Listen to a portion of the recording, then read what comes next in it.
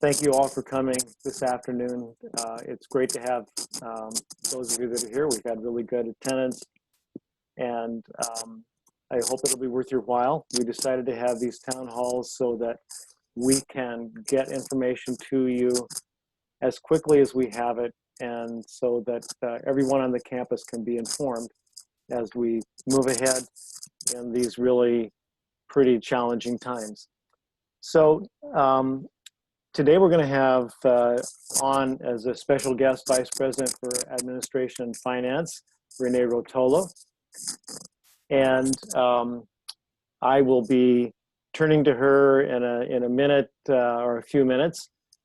She and I will both have a presentation for you, and then I'm going to lead this off with some questions for her. And then after that, we'll take up questions that you have submitted.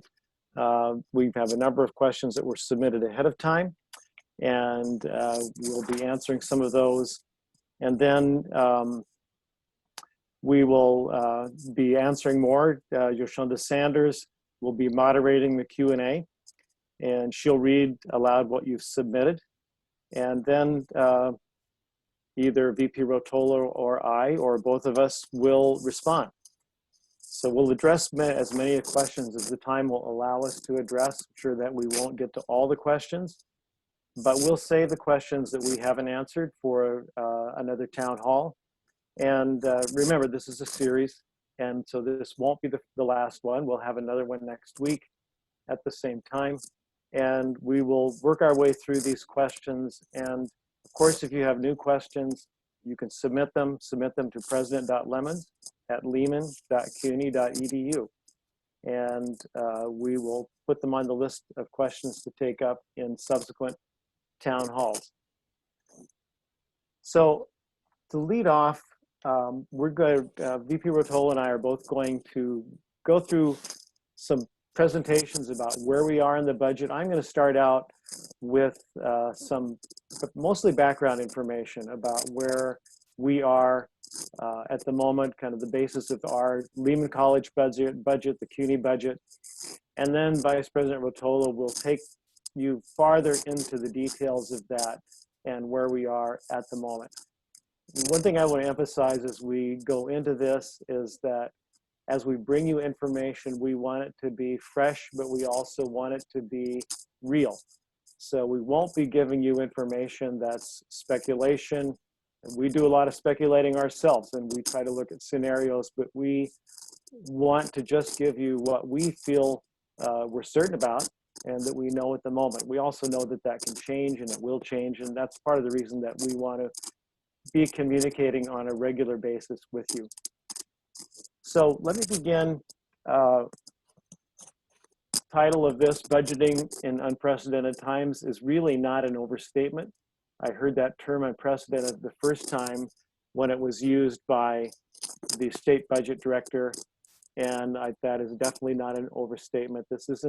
We're not in a period of time with two overlaying crises, the COVID-19 pandemic, followed by, and really simultaneous with, this whole financial crisis that our country, in fact, the whole globe, is now in. So it is an unprecedented time, but we also rely on a lot of our knowledge and expertise, and we will use all of that as we go ahead.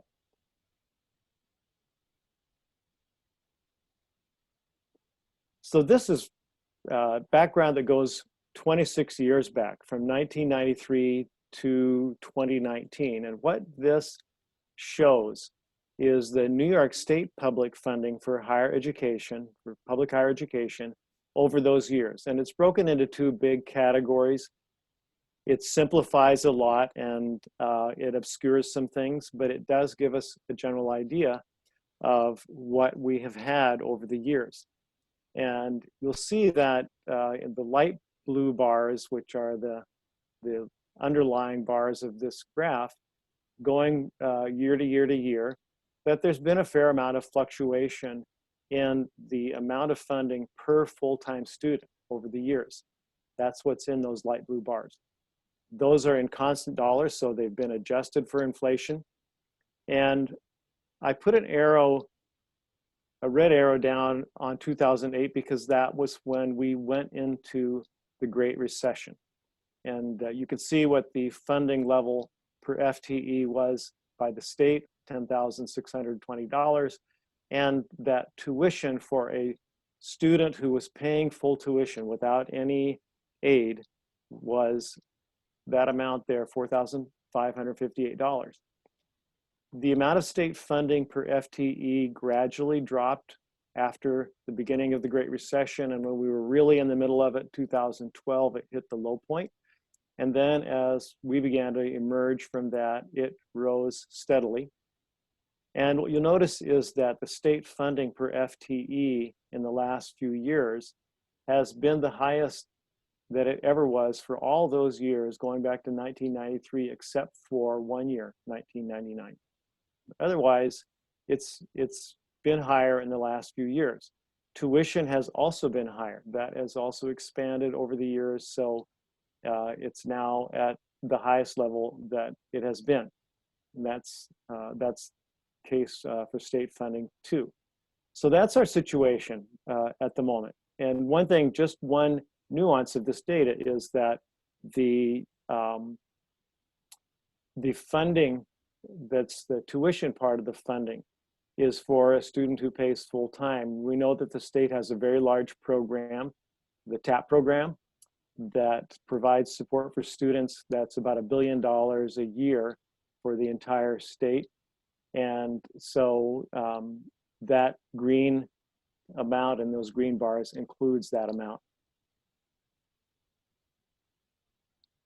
So if we put this in another way, we compare ourselves to California, which is in the blue line. New York is the brown line here, or the national average for student funding for per full-time student. The national average is the green line. You can see that California and New York have most of the time been higher than the national average and have come to be very close to the same amounts per full-time student. That does obscure something though, and that is, of course, we know that absolute dollars, even if they're adjusted for inflation, aren't regionally adjusted. And if we do that, what we find is that those dotted lines are cost of living adjusted lines, and we find that New York State and California are really almost the same as the national average in the amount of funding per full-time student. And that probably shouldn't make us feel great. We generally tend to say that New York State's been good to its higher education and is funded at a higher level. But when we look at it this way, it really is just puts it right in the average. And when we know that the average funding, you look at that green line over the last 20 years, go back to 2000, 2001, has pretty much declined over those years. This is how the New York State budget as a whole gets allocated. The very largest wedge there is for education and the arts. That's K through 12 education. That's 32%. And what I've circled here, higher education, is 10%. So 10% of the overall New York State budget over the years has been for higher education, and that's been a fairly constant number over the years. When those funds come to CUNY, this is how they add into CUNY's overall support.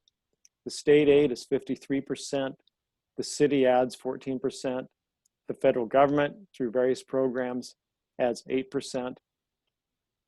Resident students, undergraduate and graduate students together provide 17% of the funding for CUNY. We add in non-resident students, then all students together in tuition that they pay is 20% of the overall funding for the university. This is the current fiscal year, and what's anticipated for the next fiscal year, at least until recently, was the same. And that brings us to this issue of the evolving FY21 budget. The CUNY Board of Trustees approved a budget request that went to the state. The governor proposed his budget. Finally, on April 3rd, the legislature adopted a budget, which was pretty much flat for CUNY. Didn't really have any significant increases. We had asked for increases to cover the new collective bargaining and other agreements, and to also give us some funds for new programs and initiatives. But we really didn't get much of any of that. We got a flat budget, which I guess by the time the budget was passed, you might say was probably a good thing. But there were caveats in the budget, and the big ones are that the budget director can unilaterally change the budget on April 30, June 30, and December 31 based on what the current revenue projections are. And we were told before April 30 that the state was projecting a $13.3 billion revenue shortfall. They said at that time they thought that would probably result in a $10 billion reduction overall in agency budgets. And CUNY and SUNY are both agencies of the state. And then the governor later said that actually those reductions would be targeted in 3 areas, and education was one of them, and those 3 areas would probably have a 20% reduction in their budget. That would amount to a $20 million reduction in our revenue from the state. This isn't final. These are only comments that have been made by the governor at this point, but we're expecting possibly as early as tomorrow to really find out what the budget director will be doing in terms of adjustments to the budget. And then there will be a further adjustment on June 30, possibly, and on December 31.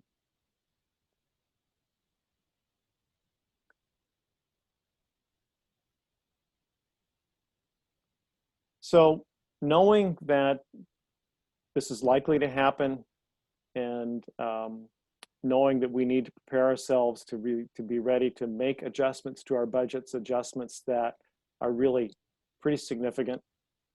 I think maybe significant even is a pretty weak word for possibly a $20 million reduction in our budget.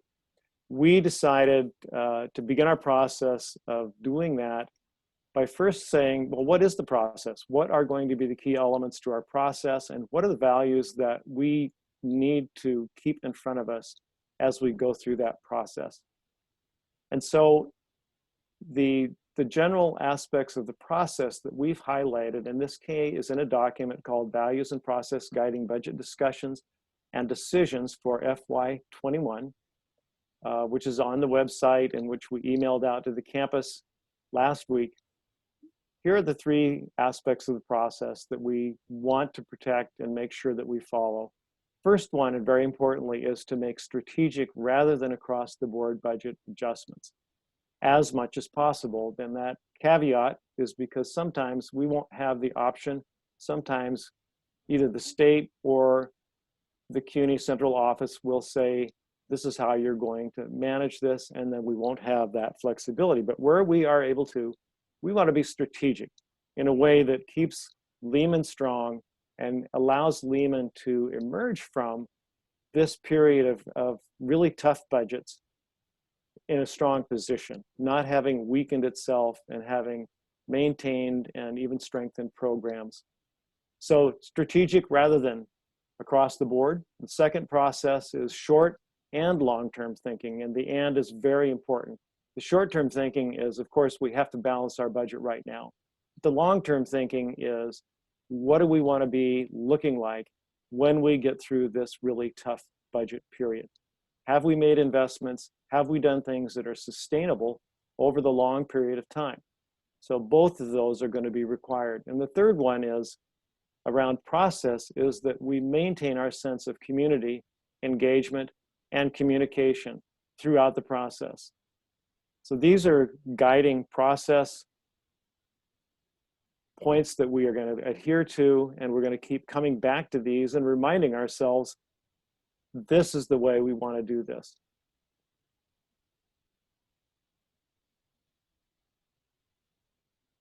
Beyond process, then we also have values that really should be guiding what we're doing. And here are the values that we've highlighted. They're pretty consistent with the values that we have held for a long time as an institution. The first one is the safety, health, and well-being of our students, faculty, staff, and our key community stakeholders. And this one, of course, has become much more important in our own minds because of the crisis that we're in, the pandemic. Second one is to preserve the integrity and quality of our programs, the excellence in teaching and support of scholarship, research, and creative work of our faculty. Third is the needs of students are primary. I think Lehman College has always prided itself on putting students first, and we've lately had terrific success in timely graduation, having students career ready, and being a leading engine of social mobility. We have to remain committed to all of those things as we go through this. And finally, we have a unique role in our community as a catalytic anchor institution. We provide intellectual leadership in the Bronx. We have done that for a long time, and we want to continue to do that, and to do that even in new ways and expanded ways. So these four values, we have to come back to over and over again as we dig down into the details of adjusting the budget and making sure that we fit within the realities of our budget. I mentioned shared governance here because that's a part of our process. That's part of that engagement piece, that the number 3 point in process that I just mentioned. We have a long-standing process and a robust process of shared governance. This is actually taken right out of the bylaws of the Senate.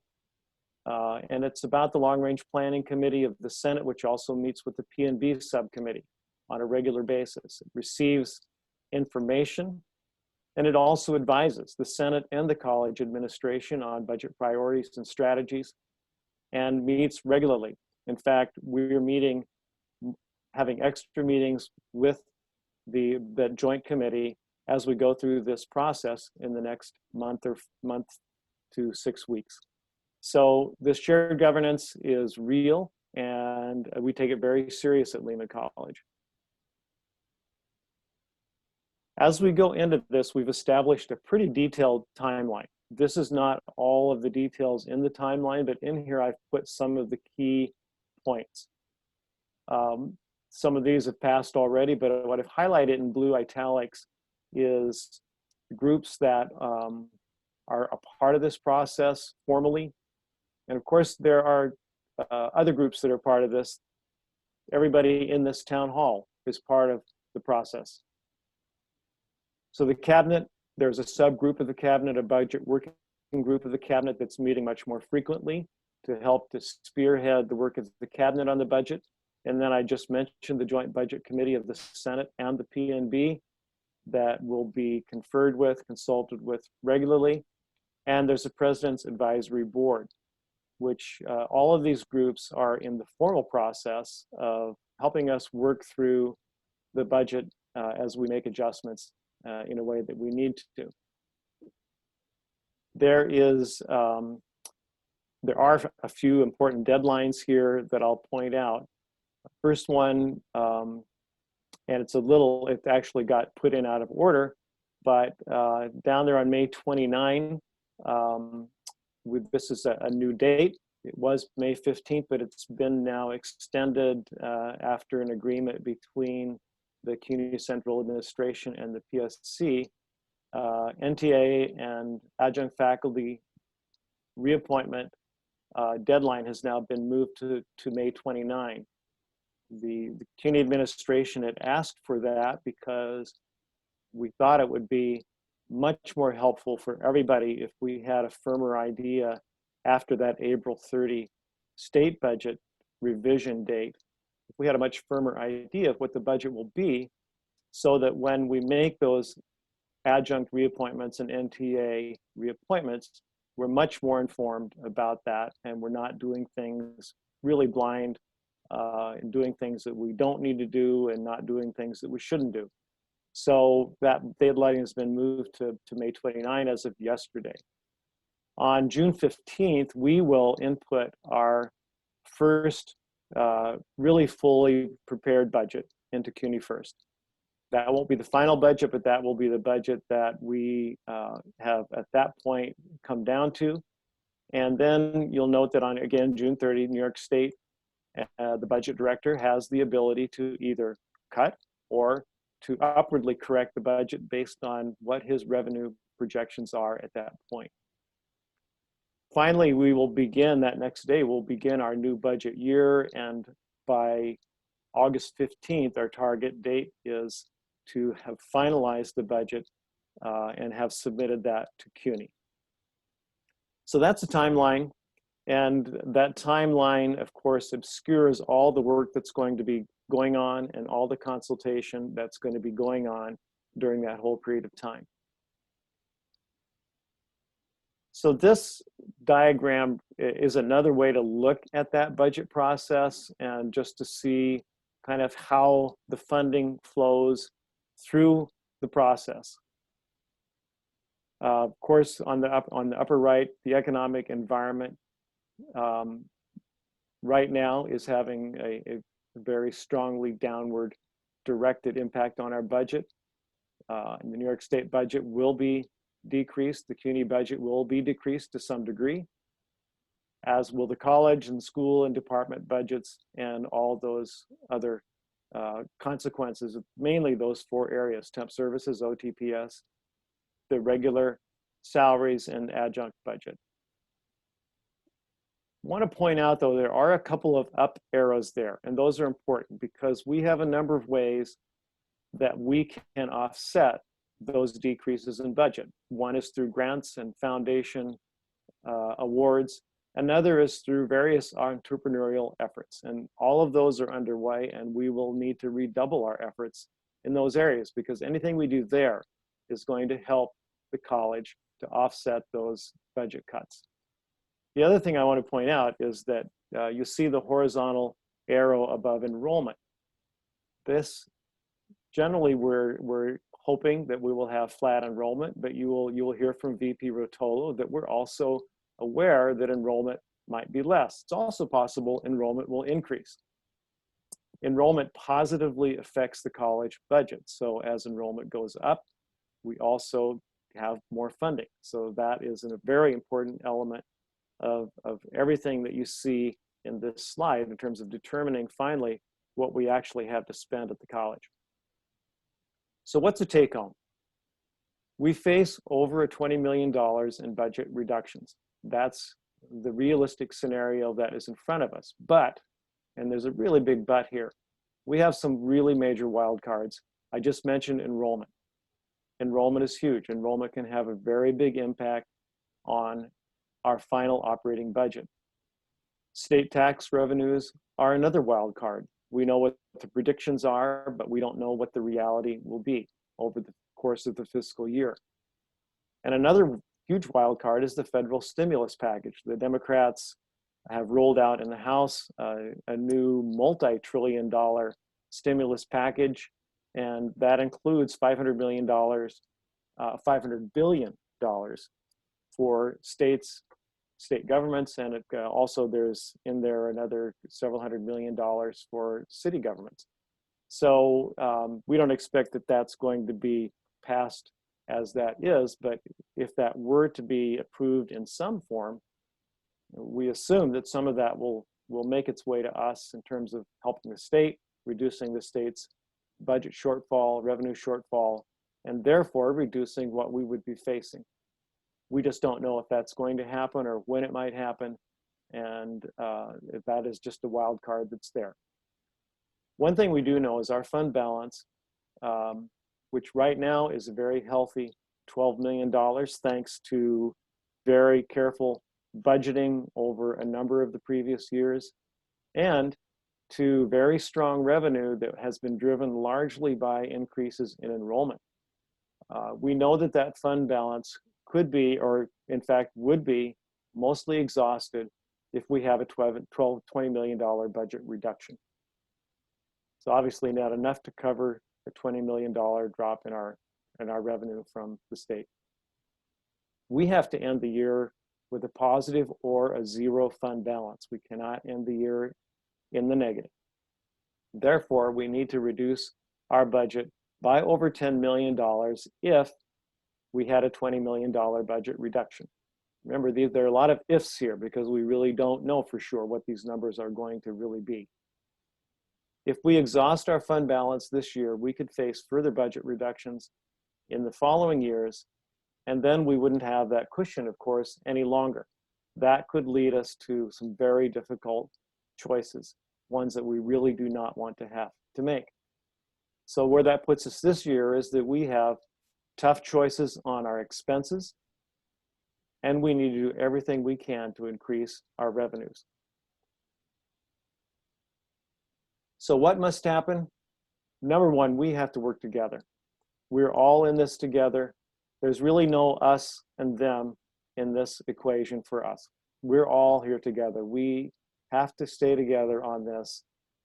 We all are going to benefit from doing that, and we're going to all land up in the best position if we do that. Secondly, very important, we need to stick to the facts. That's what I'm going to try to do with you. That's what VP Rotolo will do with you. That's what everyone who's in a leadership position needs to do. There will be all kinds of rumors and all kinds of very scary things that will fly, actually have already flown all around through the social media, and some of the things that I've seen are really pretty extreme and really don't have much basis, or they may have a basis, somewhat of a basis, but not really applied to Lehman College. So I have to ask everybody, stick to the facts, because we're not really helped by having things being said and repeated and reacted to that really aren't real. And finally, we're going to have to use a lot of boldness, creativity, and flexibility in order to come through this situation well. And I believe firmly that we can do all of those things because we have been doing all of those things. We'll just need more of it. We'll need to do more of it, and we'll have to build on what we've done. We certainly have the capability within all of us to do that. And if we do, we're going to emerge stronger. We will emerge a stronger institution. We will have reinvented parts of ourselves based on what we are already doing and on what we're learning right now, which I think is really quite a lot. I think we probably all are surprised at how quickly we've been able, not perfectly, but have been able to go to distance learning and get through the spring term. And by the way, congratulations, because we made it. And we're going to have to emerge strong. We will emerge stronger if we have had initiatives and we've been creative about promoting growth and doing that in a way that is sustainable. Sustainable in the sense of financially it's sustainable for the institution, and in other ways sustainable. So I firmly believe we can do that, and I think that we can do it well. But I don't think we can do it without difficult choices, and we can't do it unless we all work together to get to that spot. So with that, I would like to now turn to Vice President Rotolo to continue with her presentation, which is going to take you farther into the budget. Vice President Rotolo. Thank you very much, President Lemons.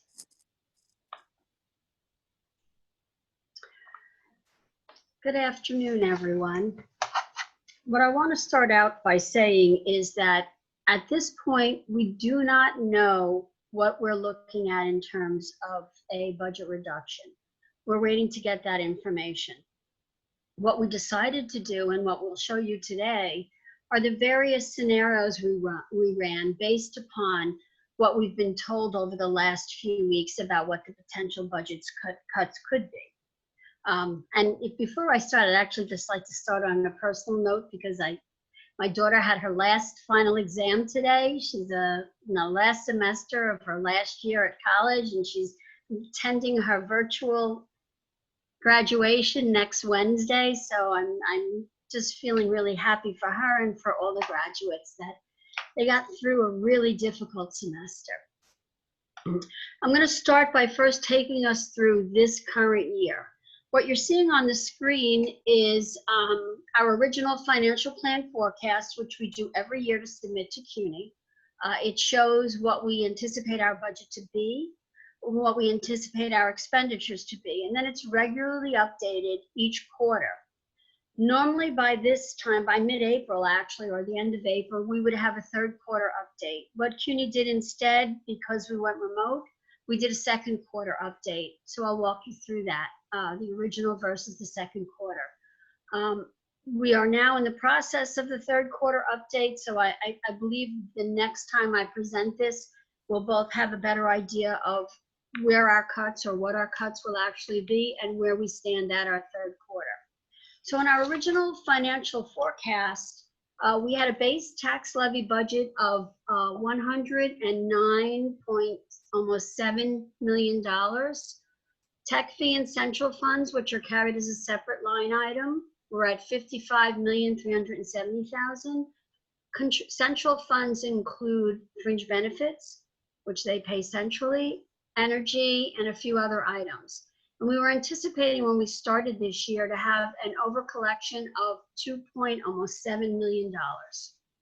So our projected resources at the beginning of our financial plan, and our financial plan is annually submitted to CUNY around the end of August, was $167,716,000. Our expenditures we forecast to be PS regular, which is all full-time employees, faculty, then staff, at $81.5 million. Adjuncts at almost $2 million. Temp services, which are the college assistants, at $5.1 million. And a labor reserve, which we were required to carry over from last year in anticipation of a settlement of the contractual agreement of almost $5 million. So total personnel costs were at $107.3 million. Our total expenditures were anticipated to be at $170.6 million.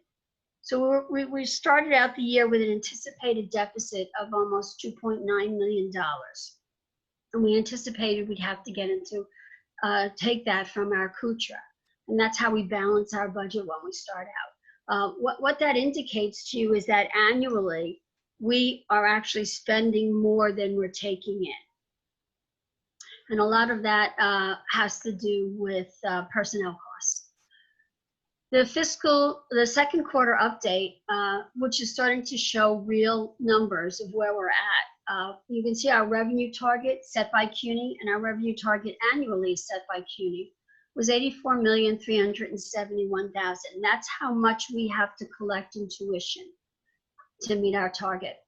Our campus tax levy base budget was $114,440,000. Tech fee and central funds were reduced to $55,100,000, and the reduction was mostly in the fringe benefits. Plus, they had brought about it wasn't quite $1 million. It was in fringe benefits, and our tuition over collection was still anticipated to be at $2.7 million. In one of my prior presentations, we had thought that we would not have the over collections we had originally anticipated because of the current financial environment. The City University had delayed the next payment plan for students from April till May 5th.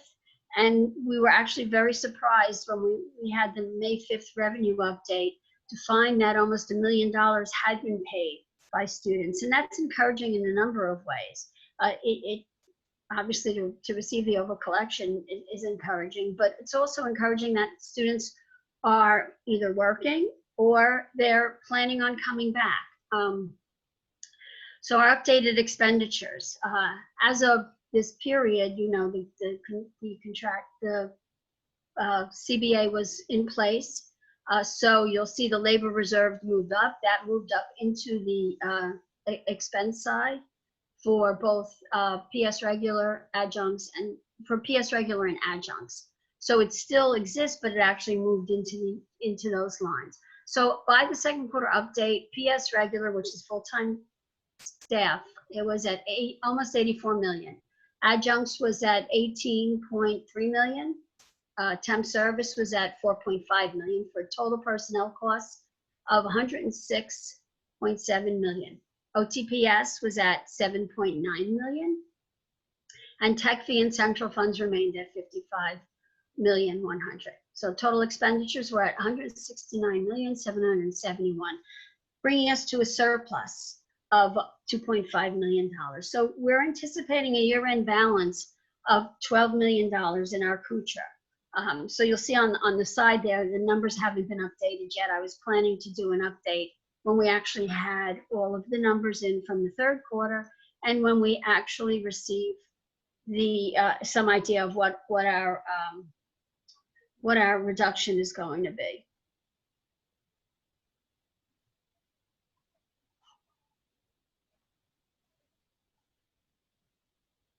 Sorry, I'm not seeing the advancement of it. Got it. So we took a quick look, or we took a look at the potential for fiscal year 21, what the potential would be with two different reductions on our base budget. We first started out with an 8% state reduction, which is what almost a month ago we were hearing was the potential. And then we updated it 2 weeks ago to a 10% state reduction, which we then heard. So our base budget, we started with a base budget from this year of $97.2 million. We took out of it some of the lump sums we received, which you can see then follow. We have CUNY cap at 3.8, the LSAM program at 240,000, energy saving funds. It's put into our base budget every year because we always save more than $1 million in energy. So our energy saving funds are $1 million plus a little. Our revenue target adjustment, which was based on what our income or our increase was this year, is $5 million. And faculty workload reduction are funds that CUNY give us of $180,000. And total tuition revenue increase of almost $3 million. And that's the tuition increase for fiscal year 20 being added into the 21 budget. This does not, so we're looking at a revised fiscal year 21 base budget of, I'm sorry, the 8% state reduction would be 8.5 million, and a 10% state reduction would be 10.6 million. So you're looking at either a revised base budget for fiscal year 21 of 97.4 million or 95.3 million. These numbers do not include a tuition increase for fall 20. The Board of Trustees have not yet approved that increase. If they do, the increase results in about actually $1 million of cash in our hands, because it also increases the TAP gap. So although an increase in tuition will yield $2 million, we'll only see actual $1 million. Does not include funding from CUNY to cover the collective bargaining increases, professional hours, or step increases. As President Lehman said earlier, that has not been included. That was not included in the state budget, so it will not be included in our budget. And it does not include any of the university-wide initiatives.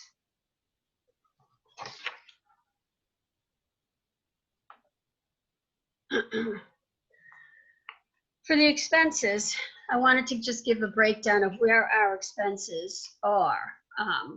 So in our early forecast for fiscal 21, PS regular, which is full-time people, we're looking at 84 million to about 84 million too. Adjunct is at 19 million, almost 19.1 million. Temp services is at 5.2 million. OTPS, we're looking at about 7.4 million for total expenditures of just under 116 million. This represents active employees as of March 26th. It does not include any new hires for this fiscal year. It looks at a hiring pause for fiscal year 21 on all positions.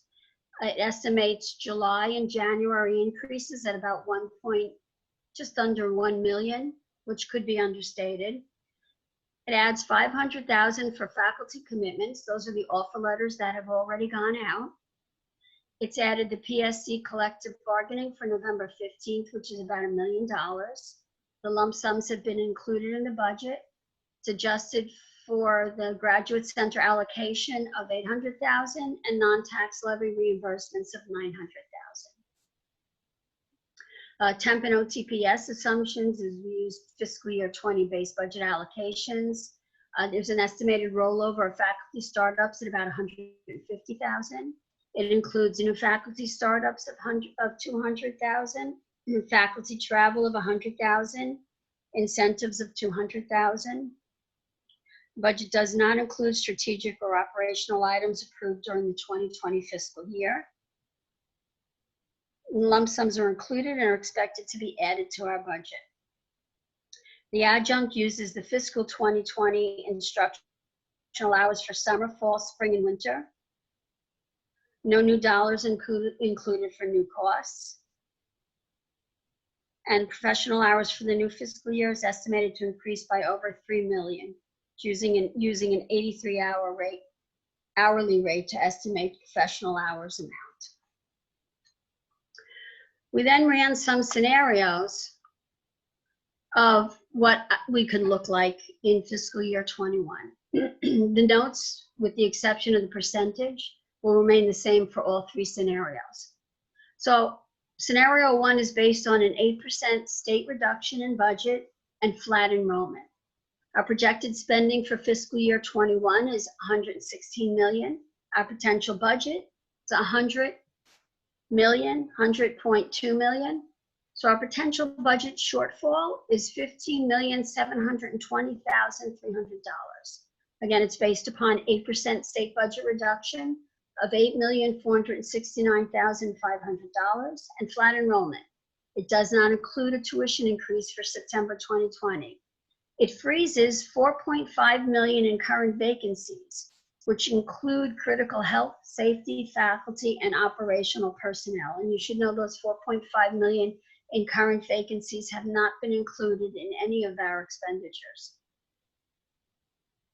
It does not include KUTRA. KUTRA is one-time funding only. We need permanent funds to offset our operational cuts. It does not include a decrease in enrollment. The year we had the greatest drop in enrollment was fall of 2012. That year there was a decrease of 5%. A 5% decrease in enrollment translates into between $4 and $5 million additional reduction to our budget.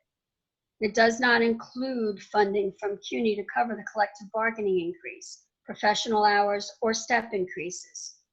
You can see annually our expense exceeds our budget allocation. Because of increased enrollment and over collections annually, we have the healthy reserve we have. If we didn't have the reserve, we would be in a similar position to the other CUNY colleges.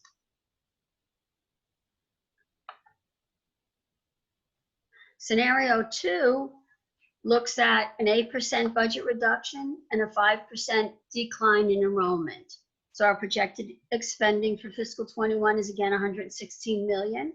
Our potential budget with an 8% reduction in funding and a 5% enrollment decline would be $95,682,700 with a potential budget shortfall of 20.2 million.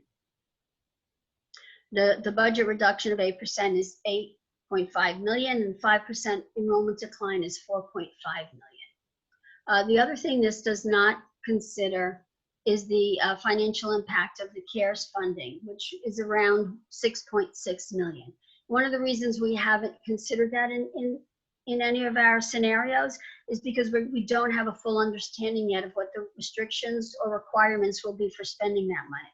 One of the things we do know is that we will be able to recoup what we have spent related to COVID-19 to go remote for our time preparing, and any expenses, OTPS expenses associated with that, which is why it's very important and why we're gathering that information.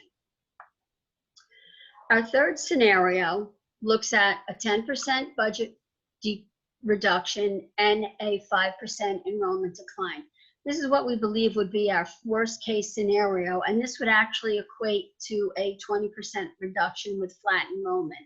So either way, it looks at our worst case, our potential worst case scenario.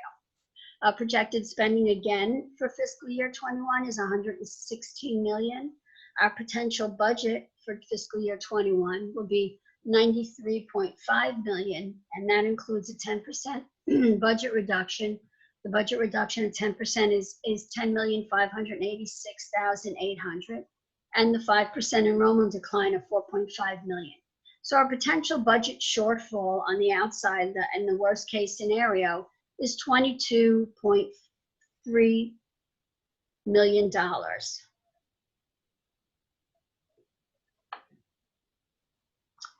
And I'd just like to repeat what President Lemons had said, because I think it's really very, very important.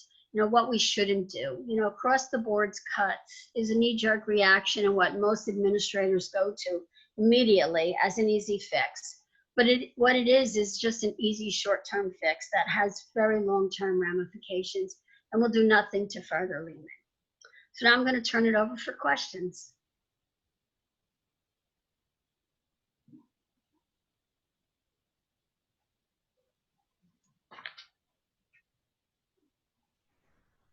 Dan, you're muted. Oh, hi. Hi, everybody. Thank you so much for that, President Lemons, and also VP Rotolo. Ann Rice sends her congratulations to your daughter, as do I. Oh, thank you. I have a number of the questions that were sent ahead of time to pose to both of you. I'm just going to pull them up. I'm going to read them in the order that they were received. The first is from Stuart Chen Hayes. Biggest budget question: how will we protect all jobs from college assistants to every adjunct to tenure track and untenured faculty? How will CUNY presidents fight for fair funding and stand with faculty and staff for zero job cuts?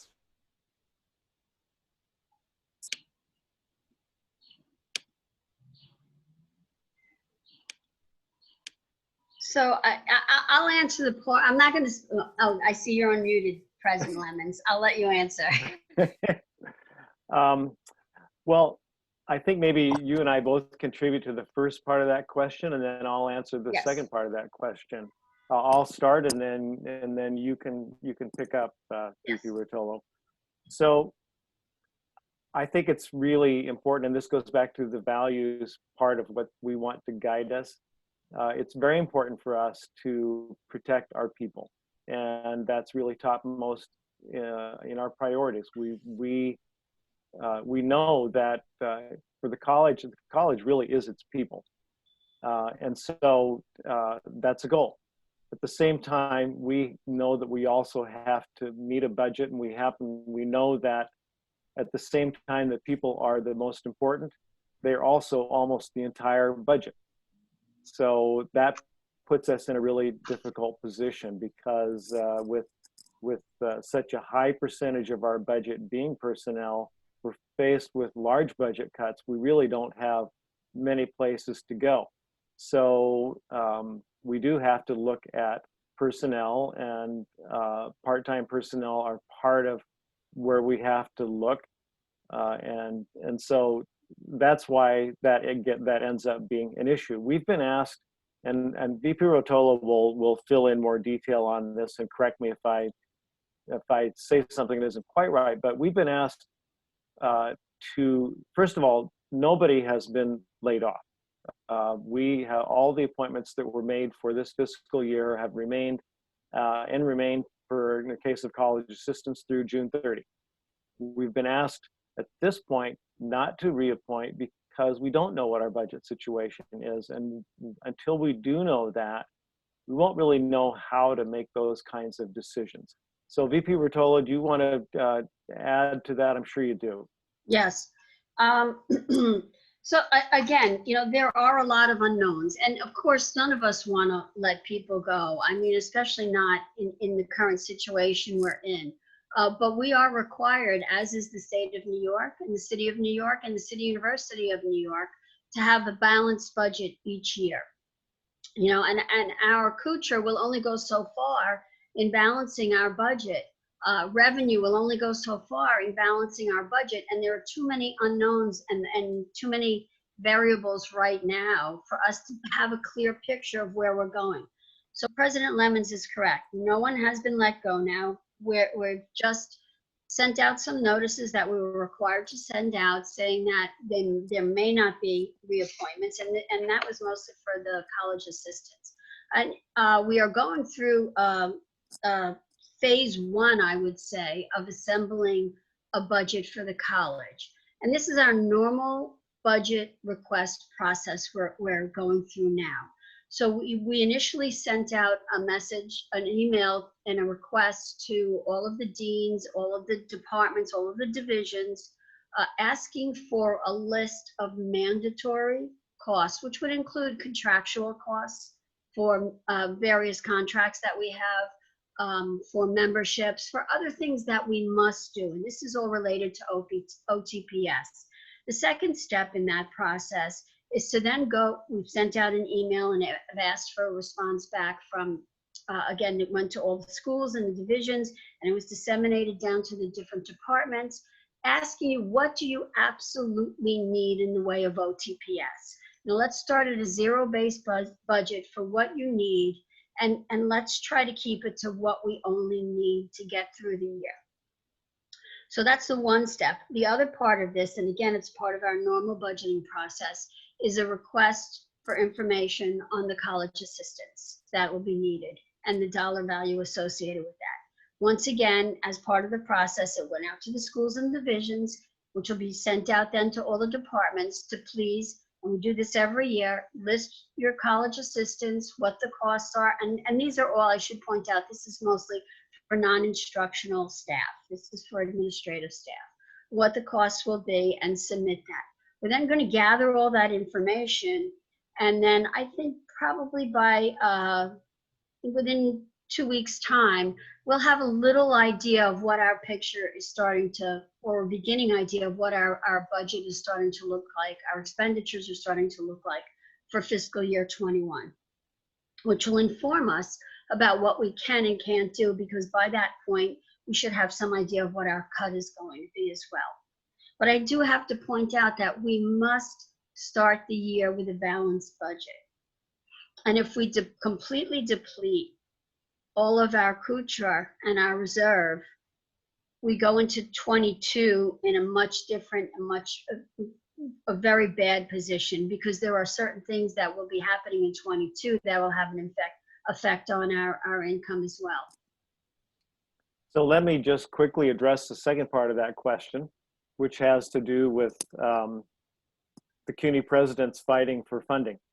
And I think if you read my updates that come out once a month, you know that I spend a lot of time being in touch with our elected officials, and I have been in constant contact with them, actually, and particularly recently, our New York City Council members, our state Assembly and Senate delegations, and others.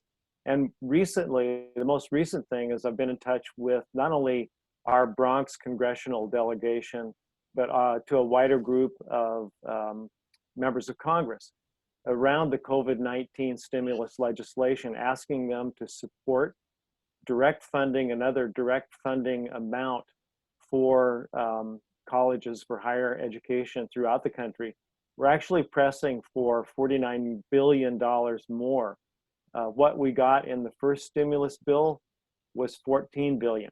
We're asking for another almost $50 billion, which obviously would be a huge help to us in terms of the situation that we're in now. So we're fighting very hard. Everybody needs to.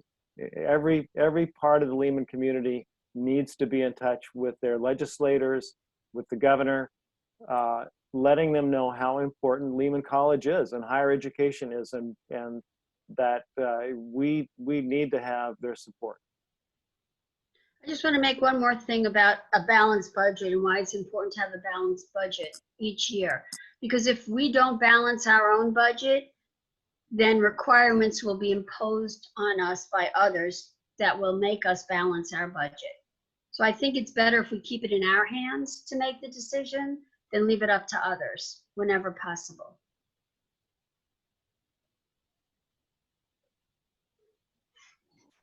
Okay, so we have a number of questions and we only have about 5 minutes left because I know there are a bunch of other people on the call who have to get to a different meeting.